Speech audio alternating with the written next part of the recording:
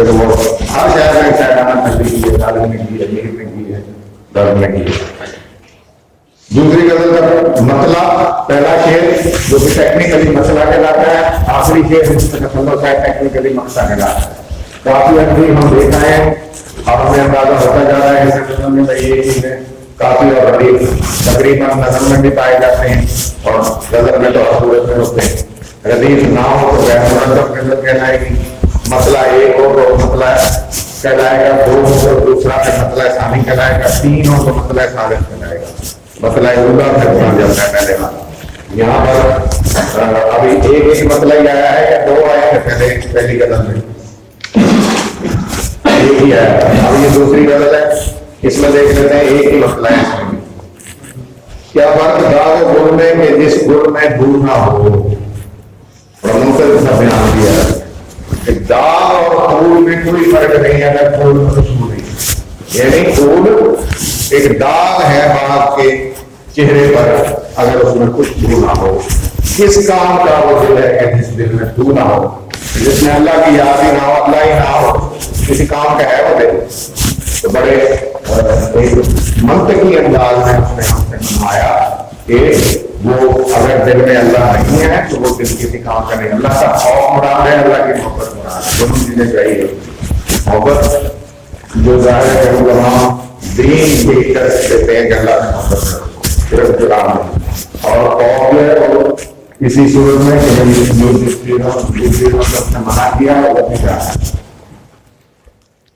ہوئے نہ حول و قوت اگر تیری درمیان، جو ہم سے ہو سکے ہے تو ہم سے قبول نہ ہو۔ 1700 وقت کا آدمی ہے، اس وقت کبھی نہیں استعمال ہوتا ہے، اس کو بھی استعمال نہیں ہوتا۔ اس ٹائم جو اردو ہے جو چل رہی ہے اس نے وہی چلائی، اس ٹائم کبھی نہیں ابھی آیا تھا اردو میں، اس نے قبول کا لفظ لگایا جس کے آج کل معنی کبھی ہے۔ نیچے وضاحت دی گئی ہے، طاقت اور قدرت لا حول ولا قوت الا باللہ العلی العظیم کا محبت، یعنی کسی میں نہ گناہ سے بچنے کی طاقت ہے نہ کوئی نیکی کرنے کی قوت حاصل ہے سوائے بزرگ خدائے بزرگ کو بن کر کے جو سب سے بلند اور مرتبے والا ہے۔ یعنی آدمی جو ہے وہ خدا کے لیے ہوئے پیار سے ہی نیکی اور بدی کرتا ہے، یہ اللہ کا پیار ہے۔ اگر تیری یہ کوئی صوفی شاعر ہے، زیادہ تر تصوف باقی مضامین سارے مضامین میں اس کا درد ہمیں وہی نظر آتا ہے کہ دنیا سے بے قدر بغیر اللہ سے جاؤ رہو اور دنیا میں آ کر اللہ کی یاد کو بھول نہ جاؤ۔ وہ کہہ رہا ہے جو کچھ میں کرتا ہوں وہ میں کبھی بھی نہ کر سکوں اگر اللہ تعالیٰ کی قوت درمیان میں نہ ہو۔ جب اگر وہ مجھے یاد کرے زندگی کی مہلت اس نے دی ہے تو میں کرتا پھرنا ہوں، میں اپنے طور پہ اپنی زندگی کا خالق نہیں اور نہ ہی اس کا خاتم ہوں۔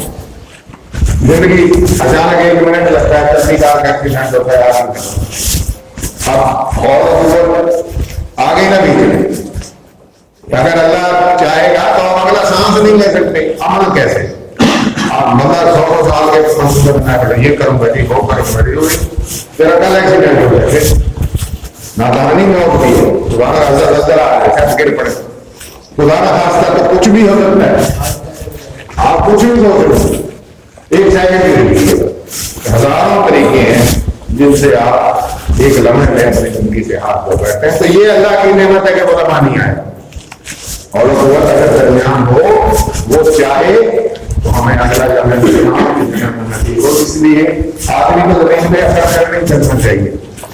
درد سارا وہی ہے، ایک درد اخلاقیات کا درد ہے، درویشی کا درد ہے، فقیری کا درد ہے، یہ مانگنے والی فقیری فقر والی فقیری جو میرے حالات ہیں ٹھیک ہے، اللہ نے سب سے بہتر مجھے حالات دی ہیں۔ اگر آدمی یوں سوچنے لگ جائے تو پھر شکر گزار بن جاتا ہے، اور اگر وہ یوں سوچنے لگ جائے کہ نہیں میں سب سے بڑا ظلم ہوں اور سب سے بڑا تو میں ہوں، پھر وہ ناشکر ہے۔ یہ شکر اور ناشکری کا فرق ہے۔ جو کچھ کے ہم نے کیا تمنا ملی مگر یہ آرزو رہی ہے کہ کچھ آرزو نہ ہو۔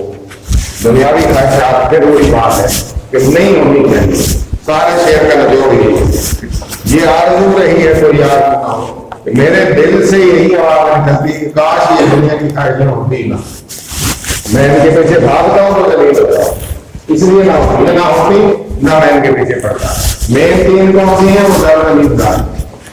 آپ دیکھ رہے دنیا کے جو بیشتر جھگڑے ہیں وہ ان تینوں بنیادی چیزوں کے پیچھے. وہ یہ آرزو کر رہا ہے کہ جو میں نے تمنا کی ہے مجھے ملا ہے. بہت زیادہ تمنائیں بھی نہیں ہوتی فقیر کی، کسی ایک تمنائیں ہوتی، لیکن وہ کہہ رہا ہے کہ میرا دل یہ چاہتا تھا کہ دنیا آرزوؤں سے خالی ہوتی، یہاں یہ جھنجٹ نہیں کام تھا تو لوگ جو ہے وہ کافی سارے جو ہے وہ خوار آنے سے بھی بچ جاتے. اگر یہ واقعی ہو جاتا جو کچھ کوئی آرزو نہیں ہے دنیا میں، بس اس سے گھاٹا یہ نہیں ہوتا کہ کام سارے ہو جاتے ہیں. لہٰذا آرزوؤں کا کھیل ہے دنیا جو، لیکن اگر آرزو نہ ہو تو پھر اور اچھا لگتا ہے. دوسرے بچوں میں سمجھ بھی ہے کہ بتائی گئی ہے اس سے کون سی ہے. دوسرے میں سمجھ لیجیے آرزو دو دفعہ ہے، دو دفعہ ہے کافی ردیف سے علاوہ نہ، اور ردیف ہے اور کبو وغیرہ یہ کافی ہے. آرزو اس سے باہر ہے، دوسری طرف آ گیا طرح پہ تکرار آ گیا.